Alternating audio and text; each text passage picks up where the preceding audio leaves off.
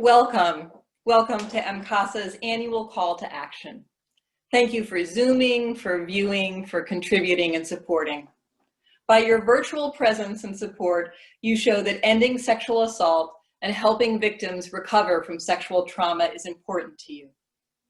I'm Lisa Jordan. I'm Executive Director and Counsel at the Maryland Coalition Against Sexual Assault, called MCASA. MCASA was formed in 1982 when Rape Crisis Center directors came together to create a statewide voice for survivors and for programs. Today, MCASA's core members include 17 rape crisis centers that serve all of Maryland's jurisdictions, and other MCASA members include law enforcement, hospitals, colleges, mental health and healthcare providers, attorneys, educators, survivors of sexual violence, and people like you who care about ending sexual assault. Our mission is to prevent sexual assault, to advocate for accessible, compassionate care for survivors, and to hold offenders accountable. We're going to spend about 30 minutes or so together, and we're going to hear from survivors, from student activists, and from MCASA attorneys. And then at the end of the program, we'll invite you all to Zoom chat and share your thoughts. You know, it's a remarkable time in history. And I remember last year's call to action, and we were all so excited. We were at Busboys and Poets in Hyattsville, Maryland, and we were together. We were honoring our colleagues, and we got to listen to an amazing live performer. We talked about pending threats to the rights of sexual assault survivors. And we talked about the amazing courage of survivors who spoke up through the hashtag #MeToo movement. And a year later, here we are, gathering virtually, working remotely, confronting the new pandemic of COVID-19, and continuing to confront the pandemic of racial injustice. A lot has changed, but what has not changed is that there are still threats to the rights of sexual assault survivors. Thank you for continuing to care about this issue in the midst of so many competing concerns. The coronavirus and COVID-19 is creating unprecedented challenges for survivors. Sexual assault survivors tell us that their trauma is amplified by quarantines, by economic pressures, and by fears for the future. And unfortunately, as courts reopen and communities start to come out from inside, we're seeing demands for services increase, and we expect them to continue to increase as a result of the COVID-19 crisis. Job loss, homelessness, economic uncertainty, all increase the risk of sexual assault by forcing survivors into dangerous living situations, dangerous workplaces, dangerous situations. Perpetrators, on the other hand, they continue to be emboldened by the pandemic and its fallout. They are using the pandemic to gain or renew access to victims, to intimidate survivors into silence, and to interfere with survivors' efforts to seek safety and justice. Tonight, we're going to focus especially on student survivors. 1 in 5 women students are going to be survivors of sexual assault while they're in school. And we used to be making progress. The Maryland General Assembly helped lead the nation by enacting state laws to improve our state's response. And the federal regulations under President Obama helped support student survivors and encourage colleges and universities to take sexual violence seriously. This fall, the federal government abandoned survivors by finalizing new regulations addressing college sexual violence and taking away access to justice and increasing the burdens on survivors. Those regulations should be rescinded, and Maryland needs to make every effort to mitigate its effects. In a moment, we're going to hear from student survivors, from activists, and from frontline staff about how students are affected by sexual violence and by the new detrimental policies that have been adopted. But first, I absolutely have to take a moment to just acknowledge the amazing, versatile, and resilient staff at MCASA. In March, in a matter of days, they moved from our bricks and mortar offices to online services. Since then, the attorneys and advocates at the Sexual Assault Legal Institute have continued to provide survivors across the state with legal services. Sally provides direct legal services to survivors across the state in cases ranging from protective orders to crime victims to economic empowerment. They help children, they help adults, and they help survivors in urban, rural, and suburban areas. The amazing and fabulous MCASA training staff has moved the entire sexual assault victim advocate training online. They've created specialized virtual trainings, planned for workshops on the intersections between racial justice and sexual assault, and they have made sure that training and support for law enforcement, counselors, advocates, nurses, and communities has and will continue. And every week since March, MCASA has hosted peer calls. Every Tuesday, I talk with Maryland's Rape Crisis Center directors about the challenges of COVID, the challenges of reduced funding, the challenges we are all facing. Every week, we have another call with sexual assault and domestic violence attorneys about what's going on in the courts and how do we increase access to justice. And every week, there's a third call with victim advocates. These calls provide forums to exchange ideas and respond to the pandemic. We have online forums for forensic nurse examiners, sexual assault response teams, and our other partners. There are new libraries and there are new pages on our website, and we've given countless hours of technical assistance to the people who help survivors. In the face of a global pandemic, we have persevered. Thank you also to the board of MCASA. Serving on any nonprofit board at this point in history is a challenge. And you have been amazing. Your support has been tremendous. Thank you to the families of MCASA who unexpectedly became hosts of our workplaces. And thank you so much to the policymakers, the delegates, senators, who continue to prioritize the issue of sexual violence and responding to survivors. One of MCASA's chief responsibilities is to advocate for sexual assault survivors and rape crisis centers in Annapolis.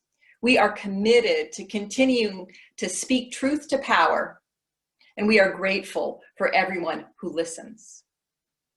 Central to our work is the importance of really listening to survivors and hearing their voices. So please join me now in listening to a survivor turned activist.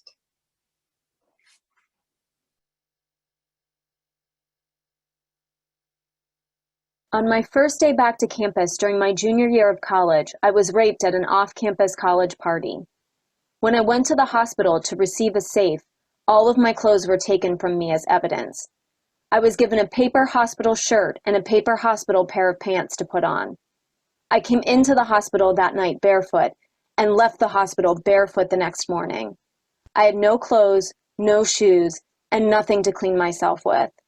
My hair was a mess, I was dirty, and had essentially been labeled a rape victim with what I had been given to leave the hospital.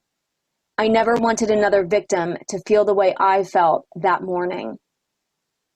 The following semester, I worked closely with a few of my professors to organize a campus-wide clothing and toiletry drive to donate to the hospital's Safe Sane department. By the end of the semester, we had collected enough clothing and toiletries to make over 200 victim care kits.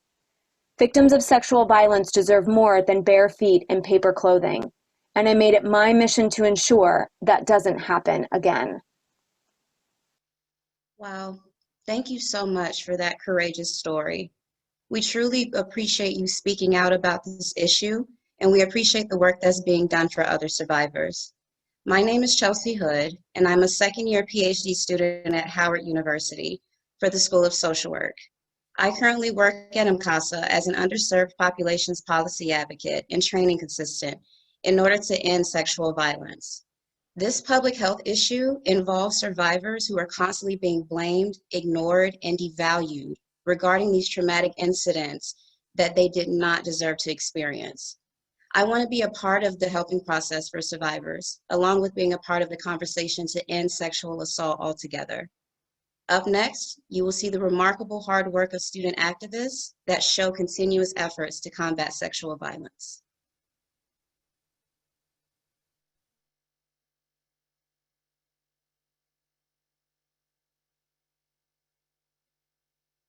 My name is Elena Levan. I use she, her pronouns. I am a graduate of the University of Maryland. I got my degree in psychology. And while I was there, I did a lot of work in sexual assault prevention. I started as a part of a student organization called Preventing Sexual Assault, or PSA. And I got to move around in that organization and do a lot of work through them. They do a lot of mobilization work with students. We did events like Occupy McKeldin, Real Talk, just trying to get students to have a conversation about consent, boundaries, all these really important topics. So I worked with that really incredible group of students to do that kind of programming. And from there, I actually got to intern at MCASA, which was a really great experience. I got to learn a lot of what I then got to use in some of my other roles. I worked as the director of sexual misconduct prevention for the student government. And in that role, I also chaired our Title IX Student Advisory Board, which was completely made up of students. And so I chaired both of those committees, and I also served as a student representative on the Sexual Assault Prevention Committee, which was university-wide. So I was kind of plugged into all the different departments and kind of groups that were working on campus on this issue. And I also facilitated the 10-man, 10-woman plan, which is a prevention curriculum for Greek life on campus. So it's kind of all over the place, working in policy, working in programming, all that kind of good stuff. Great. So we're talking a lot about the new Title IX regulations and sexual assault on campuses. What concerns do you have about these new regulations and how they may be implemented on campuses? Yeah, there are a lot of concerns that I have about these. I actually wrote the public comment during the public comment period for preventing sexual assault. The organization did put in a comment. Some of my biggest concerns, obviously one is the limitation of off-campus jurisdiction for offices. Our office did a lot of offices have done a lot to kind of keep some of that jurisdiction so that they can still look into those things, or they say they're still going to look into those things. But there are some conversations where offices have been having with students where, they're talking about specifically, we'll still be able to look into things that happen at, for example, like fraternity and sorority chapter houses. But those commitments to students aren't necessarily always being put down on paper. So the translation of those promises, one of the reasons why we really need those things in the policy is because, it makes it really easy later down the line to say, well, we didn't say that, or we didn't mean that this way. And so what do you think campuses can do to prevent sexual assault? What do you believe is the best way for campuses to address this and really just support student survivors of sexual assault? Yeah, so that's a really big question. I have lots of ideas. I made some notes, so if you see me looking down, that's why. But I mean, I honestly, I think that number one, I think universities need to, this seems super basic, but they really need to listen to students, and they need to acknowledge students. A lot of the time you have, the reason that changes are being made or conversations are being had is because there's students and like student advocates, student survivors that are pushing for those things. So my last question is just, if you could kind of talk a little bit about what Title IX or your campus sexual assault programs have meant to you during your time as a student. That's a really good question. I mean, honestly, this work has completely changed my life. I was never involved in sexual assault prevention or anything like that before I got into college. I kind of found it on a whim. I applied to Preventing Sexual Assault, which is the organization I applied for on a whim. I didn't really know what I was getting myself into. But I ended up sharing my own story, my own survivor story at our first event of my sophomore year. And from there, I think just something about the community that I had around me. So, doing this work has pushed me towards what I want to do, how I want to do it. And I mean, the people that work at places like CARE who do prevention work, all of you guys at MCASA, I mean, I absolutely love the time that I spent with MCASA. Just the people that work in this field, it's honestly changed my life and has showed me what I want to do. And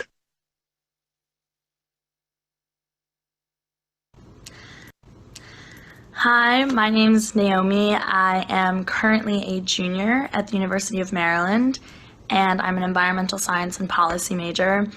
I first got involved with sexual misconduct prevention last year. I saw a random email on my listserv for the college I'm in at school. It said that they need vice chair positions for a sexual misconduct prevention committee with student government. So I signed up, I applied, I ended up getting a position for outreach.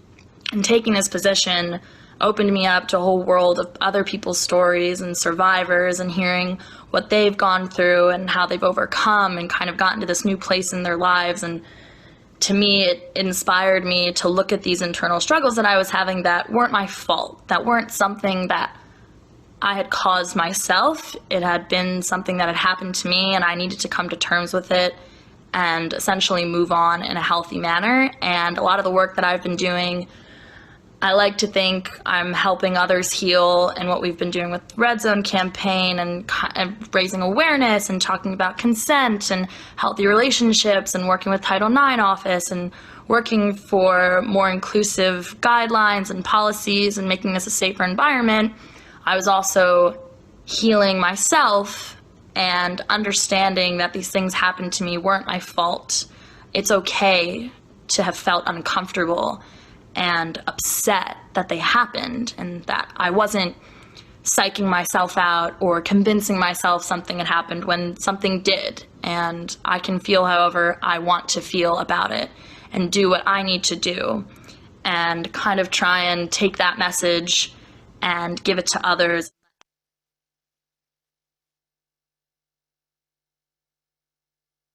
Hi, my name is Lizzie, and I am lucky enough to be president of PSA.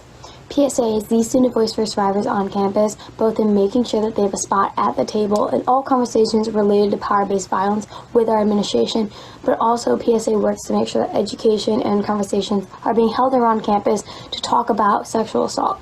We do this with Real Talk, which is a dialogue-focused event held once a year at a local bar, and also multiple times throughout the year with local Greek life chapters. And it's held in spots where sexual assault happens with alcohol in a very casual student-led conversation to show that sexual assault doesn't have to be this big, scary presentation, workshop conversation.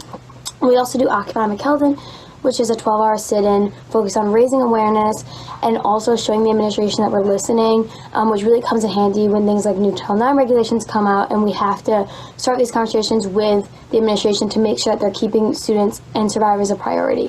Hi, my name is Ben. I'm the treasurer for Preventing Sexual Assault. One of our events that we're doing is Slut Walk, where basically we do a march around McKeldin. We let it be known to students, faculty, administration that we're here on campus for sexual assault survivors, allies, and let it be known that we're a resource for anyone in need.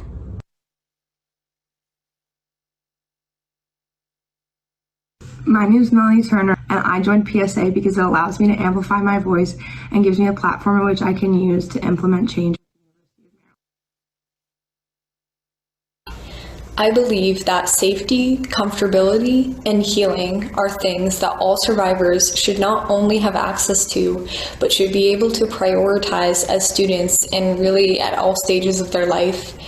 Trauma impacts people in many ways, and often trauma responses and being in crisis are different depending on the survivor. As a former student, I know that these new Title IX regulations will gaslight survivors by defining what sexual harassment is, by defining what crisis is, by enforcing parameters on violence and what it means to be violent, by defining justice and by making the process of getting justice not only frustrating, but traumatizing and threatening. Survivors don't need their bravery to be met with institutional betrayal. My concern is more knowledge that survivors will be betrayed by places which are supposed to encourage learning and growth. How can you learn and grow when you don't feel safe or comfortable?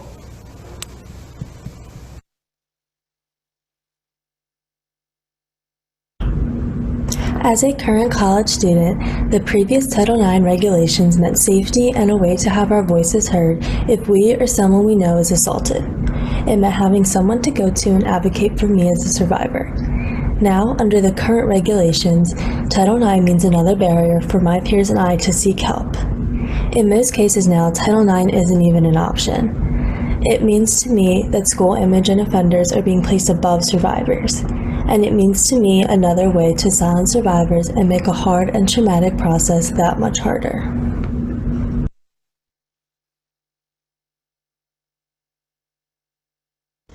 Hello, my name is Katie and I'm a law student.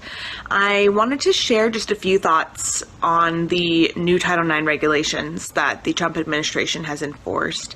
Without going into too much detail, I am disappointed and saddened by the regulations. I think that they place even more barriers in the way of survivors trying to get justice. I think that they place the onus on victims to prove themselves and prove their story. And I think that the regulations definitely run the risk of re-traumatizing victims who choose to come forward. I am not happy with them whatsoever. I think that the Trump administration has made a mistake in rolling back the Obama era regulations that were in place. A lot of the new regulations and requirements are not victim friendly at all. They very much lean towards protecting perpetrators or alleged perpetrators rather than victims, which I think is the complete opposite of what we should be doing. I believe that, we need to be there to support victims. Schools need to be there to support and help and get justice for their students who are victims of sexual assault and harassment. And these regulations are not going to allow schools to do that in any sort of easy or effective way. So I'm disappointed. I'm a bit angry. And all I can do is continue to work and advocate for survivors. Good evening, everyone. My name is Rebecca Berkowitz. I am MCASA's School and Prevention Policy Attorney. So you already know that sexual assault is a crime for which somebody could go to jail. But when a survivor is also a student, they may need additional protections from their school that the criminal justice system can't provide. For Maryland colleges and universities, that protection is supposed to come from the federal government in the form of Title IX. Title IX is a federal civil rights law that, among other things, requires schools to respond to campus sexual assault. Schools can use a Title IX process to support student survivors, hold perpetrators accountable, and protect their campus communities from violence. Unfortunately, as you've heard, the Federal Department of Education has proposed sweeping, harmful changes to the rules that implement Title IX. These new rules officially went into effect on August 14th, 2020. Of course, it's never a good time to take away students' civil rights, but finalizing these rules in the middle of a pandemic when schools were already struggling to keep their students safe was particularly cruel. Maryland colleges had to scramble to completely overhaul their sexual assault response policies in a matter of months. Ultimately, the new rules harm survivors and they make schools less safe for everyone. The rules single out sexual harassment and assault for a hostile traumatic grievance procedure that doesn't apply to any other form of student misconduct, not to academic dishonesty, not even to non-sexual assault. So, for example, if one student strangles another student, the perpetrator of that misconduct could be swiftly held accountable regardless of where the assault occurred. But if that same student sexually assaults another student, the survivor of that assault will be forced into a longer, harsher process, starting with being told that their perpetrator is presumed innocent and ending with live oral cross-examination by a person of their perpetrator's choosing, who could be literally anyone, from an angry parent to an aggressive fraternity brother. And the majority of survivors won't even make it to that process. Under the new rules, schools will be required to dismiss sexual assault complaints if the assault occurred in most off-campus locations, including in off-campus student housing or at the university bar literally across the street. The new rules change the definition of sexual harassment and may require schools to dismiss complaints from students who have endured repeated sexual abuses for months if each of those incidents on their own aren't considered severe enough to meet the new restrictive definition. Even when a survivor does manage to report on-campus severe sexual assault, the school can ignore that report if the survivor tells the wrong person, like their favorite professor or a trusted soccer coach, rather than a handful of higher-up university officials. The new regulations treat survivors of sexual violence differently, and we know why that is. The Federal Department of Education thinks that sexual assault reports are uniquely unreliable. They think that survivors lie. But that's one of the many reasons why it's never been more important to support students and support services for student survivors. MCASA is fighting back against these regulations with things like state-based legislative advocacy and legal services for survivors of all ages. Of course, Title IX affects how we respond to survivors who are in college, but it's important to remember that Title IX is for all students, and children in K-12 schools are also affected by sexual violence. The story you're about to hear is a real story by a 13-year-old survivor who was sexually assaulted in the halls of her middle school. She wanted to remain anonymous, so her words will be read by somebody else, but both she and her mother really wanted you to hear her story tonight.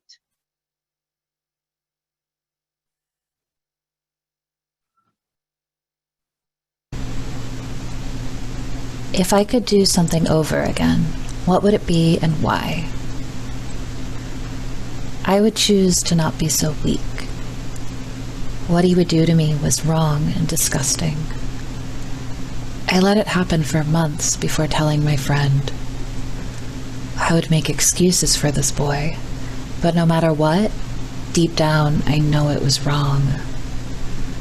I thought it was my fault, like maybe it's what I was wearing. But no matter what I was wearing, it happened every day without fail. It didn't matter if I was wearing sweatpants or a mini skirt. I wish I wasn't so scared of him. I wish I told someone sooner. I wish the people who saw this would have said something. I wish a teacher would have walked by, but no matter how much I struggled, I was still the prey. My friend knew something was happening, but he didn't know details. Once he figured out everything, he called 911 and my dad. That boy hurt me in ways I can't explain. But it doesn't matter anymore. Because of him, I'm stronger than he will ever be. Sometimes I wish I became like this sooner.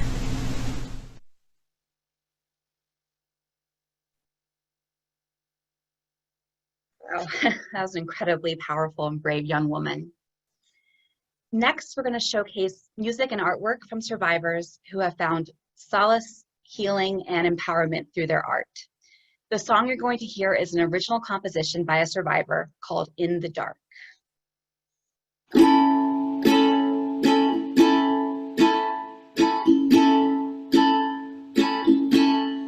What's my body trying to tell me when my face grows warm, my legs that shake at you? Not with joy of the former. There's a swelling silence filling up my chest. I'm clarifying what I choose. Now you're a gracious performer. How did we get here? I don't know. You used to write me birthday cards, giving my limbs a quiet glow. Now you're taking my solace in the dark. How did we get here? I can't say. In your arms I was a child. I gave you stars, I showed you stars. You took my promise in the light. I'm from the rainy, windy city, but I've rarely felt that kind of chill before. Saw that look in your eyes.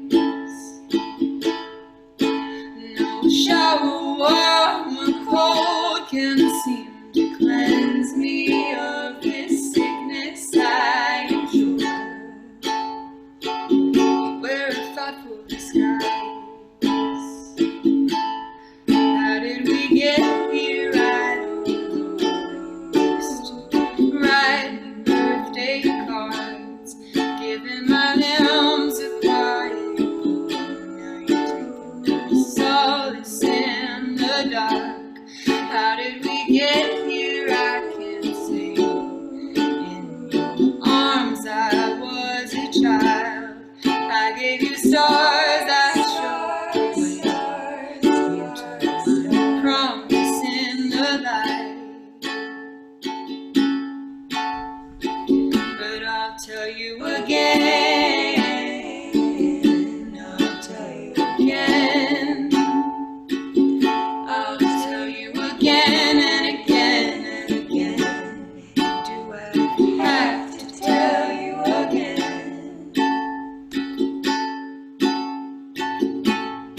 How did we get here? I don't know. You used to write me birthday cards, giving my limbs a quiet glow. Now you're taking my solace in the dark. How did we get here? I can't say. In your arms I was a child. I gave you stars, I showed you stars. And just living, I've survived.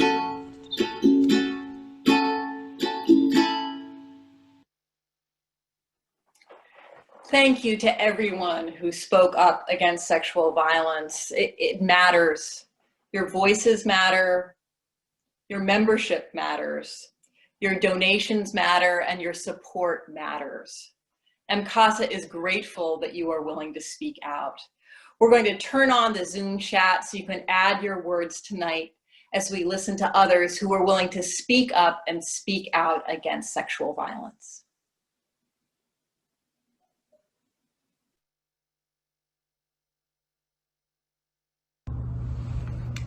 I'm Delegate Brooke Lehrman, and I support college sexual assault survivors, and I believe Maryland colleges and universities must too.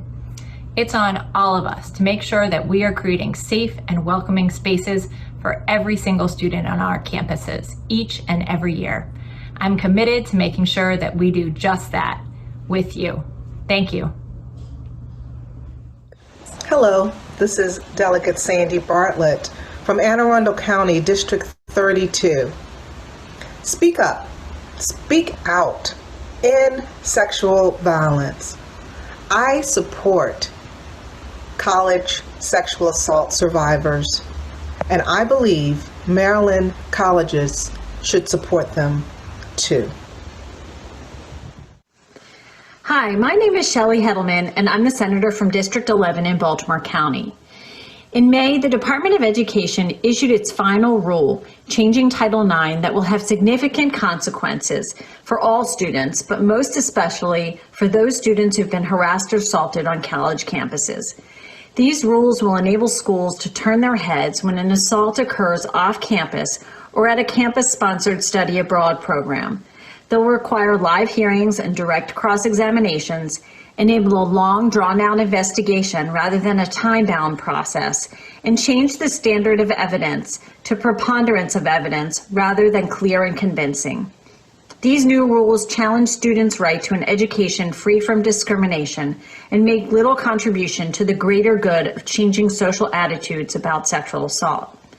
Thank you, MCASA, for having this call to action. So speak up, speak out to end sexual violence. I support college sexual assault survivors and believe Maryland colleges and universities should support them too. Speak up, speak out, end sexual violence. I support student survivors of sexual assault, and Maryland colleges need to support them too. I'm so worried about how these new Title IX regulations can invalidate the experiences of student survivors. I'm so grateful for all the student organizers and activists who are working to end sexual assault on campuses, but we need universities to take action, to listen to survivors, and so show that they support their students. My name is Stephanie. I'm an advocate at Hope Works in Howard County. Speak up, speak out, end sexual violence. I support college sexual violence survivors. Maryland colleges should too. Speak up, speak out, end sexual violence. I believe college survivors of sexual assault, and I believe and know that Maryland colleges should believe them too. Your voice is powerful. Speak your truth. I support college sexual assault survivors. Speak up, speak out, and end sexual violence.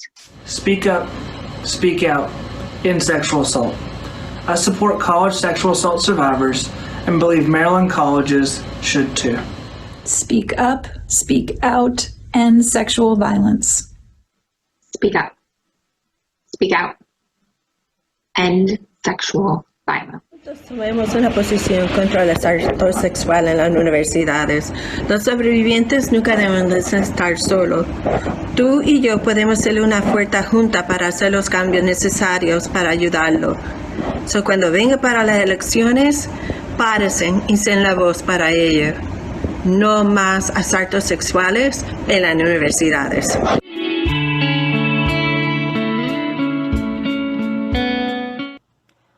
I'm Katie Wickland. I am a legal advocate with the Sexual Assault Legal Institute, and I do this work because I believe survivors, and I believe survivors deserve justice, compassion, the support of their communities, and I am reminded daily that there is a lot of work left to do.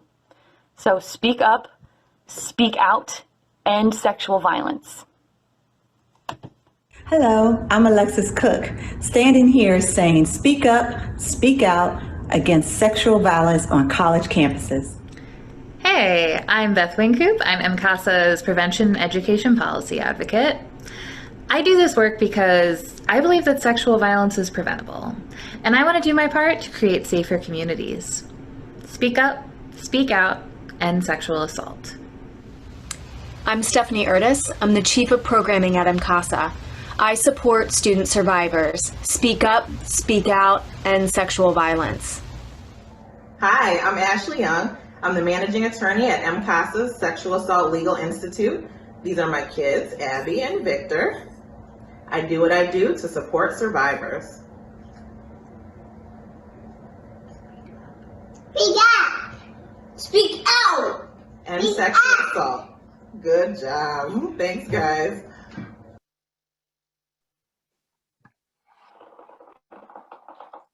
So what's next?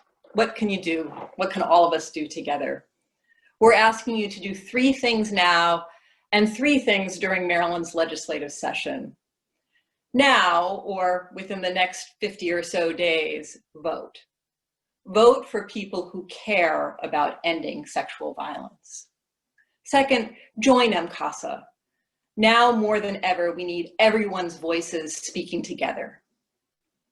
Third, tell your legislators now, before they get too busy, that you care about the issue of sexual violence. And then come January, when we're in our Maryland legislative session, 3 things again. First, know who are your legislators. We saw some fabulous legislators speaking out tonight. We saw Delegate Learman and Senator Heddleman. We saw Delegate Sandy Bartlett, and I see that Delegate Kathleen Dumais has joined us as well. Reach out to them, reach out to the people who represent you. Make sure you know their addresses, their social media, their phone numbers. Second, make sure you know what it is they're going to consider. I know they're going to consider funding for rape crisis centers, funding for the legal services that we need to help survivors. Make sure they know that you care. And the way you do that is during those 90 days, or however many days we have this year, we're going to ask you to do 3 things. You can do 3 texts, 3 emails, testify 3 times, 3 phone calls, a phone call, an email, and a text, whatever you'd like.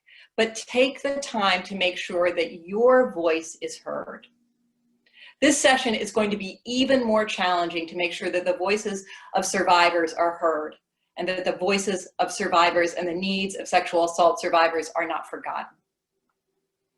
Thank you again for being here tonight. Thank you for everything that you do. In the face of everything that's happening in Washington and in the world, please know that you make a difference. MCASA makes a difference, and we will continue to fight for change. Stay strong.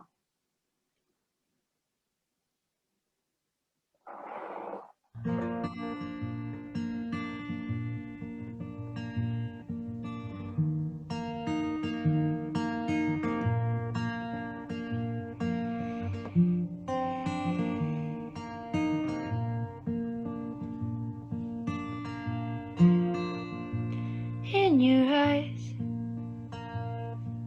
I see a sparkle of that compromise. That here's a half I'll give you if you try. I never tried, I never tried.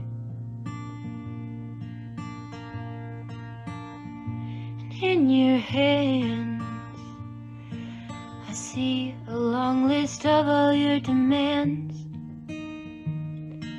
Your voice is full of regret and commands. I never cried, I never cried.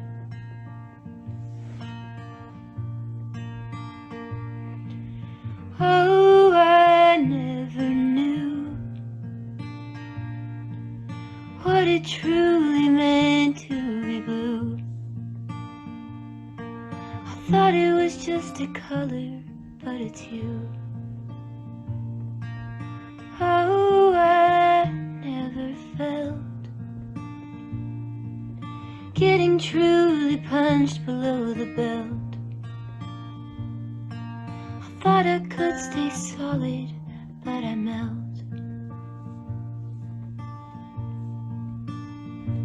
In my head, I stare at all your words in bolded red. You promised me some sugar, gave me lead. Now I'm so tired, I'm so tired. But in my chest, my voice so loud, I can't give her a rest. I can't tell if I'm relieved or I'm stressed. I'm up all night, I'm up all night.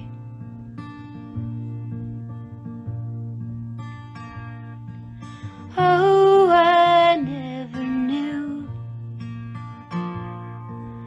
what it truly meant to be blue. I thought it was just a color, but it's you. Oh, I never felt getting truly punched below the belt.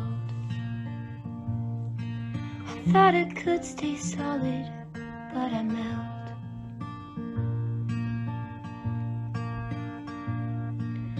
I don't know what's next.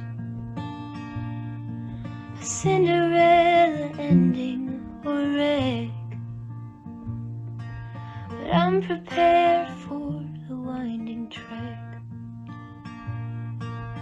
I'm prepared to handle what I'm dealt. I thought I could stay solid.